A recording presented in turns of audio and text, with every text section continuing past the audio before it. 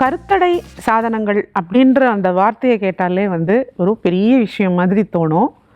உலகம் ஃபுல்லாக கருத்தடை சாதனங்கள் யூஸ் இல்லைன்னா இந்த பாப்புலேஷன் எங்கே எகிரி போயிருக்கோன்றதை நீங்கள் கொஞ்சம் யோசித்து பார்க்கணும்.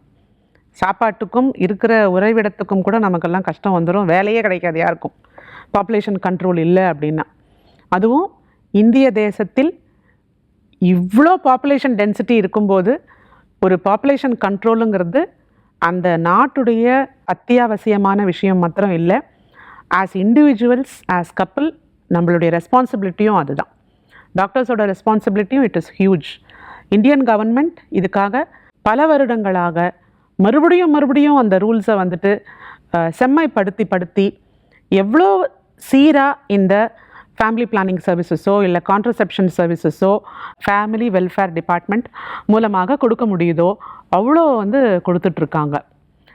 இந்த services are available in government sector, public sector, private sector, எல்லா இடத்துலையும் இந்த சர்வீசஸ் ஆர் அவைலபிள். ஆனால் இந்த சர்வீசஸை நம்ம யூஸ் பண்ணுறோமா? இல்லை. ஏன்னா பயம்.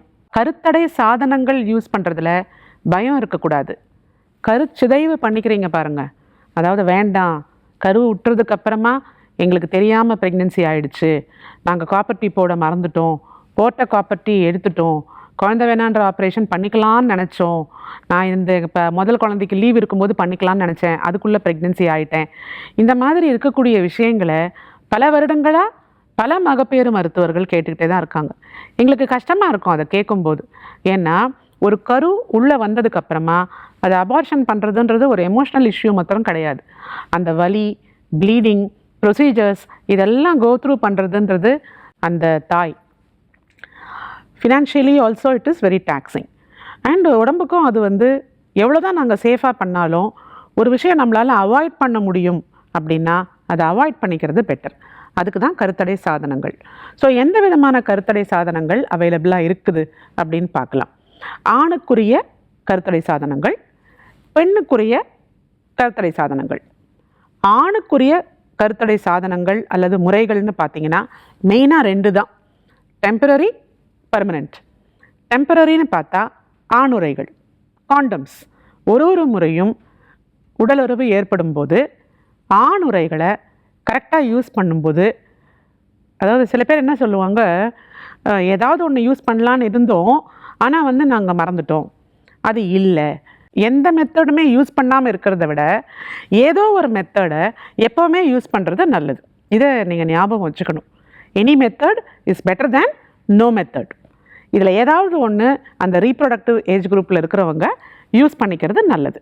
ஸோ ஆணுறைகள் அப்படிங்கிறது டெம்பரரி சாதனங்கள், ரொம்ப cheap. It's available everywhere. It's available for free in the government. And இன்னொன்று பர்மனெண்ட் மெத்தட், அது வந்து வேசெக்டமி. இதுதான் மெயின் அவைலபிள், ஃப்ரீலி அவைலபிள் அப்படின்னா. இன்னொரு பக்கம் பார்த்தீங்கன்னா பெண்களுக்குரிய மெத்தட்ஸ் ரொம்ப அதிகம். அதாவது வாய் வழியாக சாப்பிடக்கூடிய கருத்தடை மாத்திரைகள். இந்த கருத்தடை மாத்திரையிலேயே 2 மெத்தட் இருக்குது. ஒன்று வந்து அதாவது பால் கொடுக்கும்போது அந்த குழந்தைக்கு டெலிவரி ஆகிருக்கும், அதுக்கப்புறமா வந்து குழந்தை டெலிவரி ஆகிருக்கும், அதுக்கப்புறம் அவங்க பால் கொடுத்துட்ருப்பாங்க. அந்த டைமில் கூட சேஃபாக யூஸ் பண்ணிக்கிறதுக்கு அந்த பால் மூலமாக குழந்தைக்கு போகாமல் இருக்கக்கூடிய கருத்தடை மருந்துகள் கூட இருக்குது. அது வந்து அந்த ப்ரொஜெஸ்ட்ரோஜன் ஒன்லி பில் அப்படின்னு சொல்லுவோம். அந்த பில்ஸ் வந்து இருக்குது. அது வந்து பால் கொடுக்கும் தாய்மார்கள் ரொம்ப சேஃபாக வந்து யூஸ் பண்ணலாம். அது குழந்தைக்கு போகாது. அது உங்கள் உடம்புல மாத்திரம்தான் அது வந்து வேலை செய்யும். இன்னொன்று அந்த சாதாரணமாக அந்த சிறு குழந்தைகள் இல்லாத தாய்மார்கள் வழக்கமாக யூஸ் பண்ணிக்கக்கூடிய கருத்தடை மெத்தட்ஸ். பெண்கள் நாட் தாய்மார்கள் மட்டும் இல்லை, பெண்களும் சேர்த்து தான்.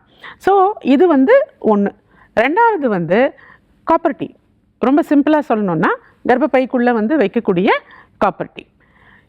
நான் மறுபடியும் சொல்கிறேன், எந்த மெத்தடும் யூஸ் பண்ணாமல் இருக்கிறத விட ஏதாவது ஒரு கருத்தடை மெத்தடை எப்போவுமே யூஸ் பண்ணிக்கிறது நல்லது.